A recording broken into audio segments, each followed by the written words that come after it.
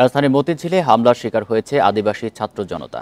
জাতীয় পাঠ্যপুস্তক board NCTB ভবনের সামনে হামলায় সাংবাদিক জুয়েল ও বৈষম্য বিরোধী ছাত্র নেতাসহ 10 জন আদিবাসী নেতাকর্মী আহত হয়েছেন।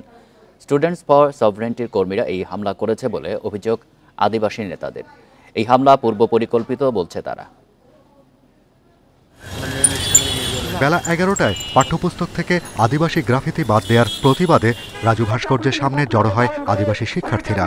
বিক্ষোভ সমাবেশে আদিবাসী গ্রাফিতি পুনঃস্থাপনের দাবি জানান তারা। বলেন, উগ্র সাম্প্রদায়িক শক্তির মদদে এমন সিদ্ধান্ত নেওয়া হয়েছে। জাতিগত বিদ্বেষ উস্কে দিতেই গ্রাফিতি সরানোর সিদ্ধান্ত।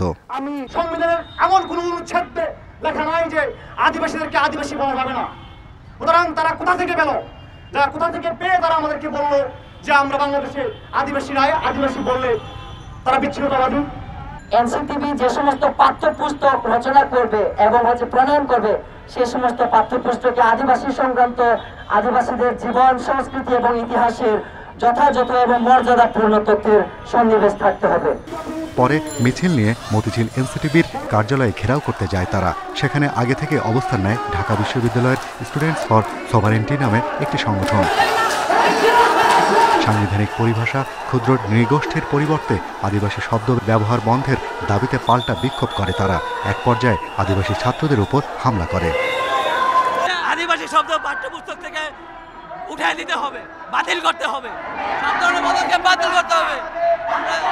ওরা ভাড়াটিয়া, ওরা কেন আমাদের দেশ দখল করতে আসবে? হামলায় আহত হন সাংবাদিক জুয়েল, বৈষম্য বিরোধী ছাত্র আন্দোলনের নেত্রী রূপাইয়া শ্রেষ্ঠা তঞ্চঙ্গা সহ 10 জন। গণতান্ত্রিক পথে আমরা আমাদের দাবি দাওয়া উত্থাপন করতে গেছি, সেক্ষেত্রে তারা লাঠি সুতা দিয়ে আমাদের পথরোধ করে একই সাথে আমাদের উপর অতর্কিত হামলা চালায়। আমরা যে যার মতো ওখান থেকে বিচ্ছিন্নভাবে সরিয়ে আসি।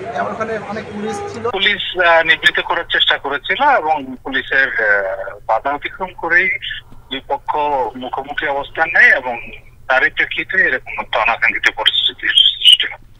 আহতদের ঢাকা মেডিকেলে ভর্তি করা হয়। হামলার ঘটনায় নিন্দা জানিয়েছে পাহাড়ি ছাত্র পরিষদ ও প্রগতিশীল বিভিন্ন সংগঠন।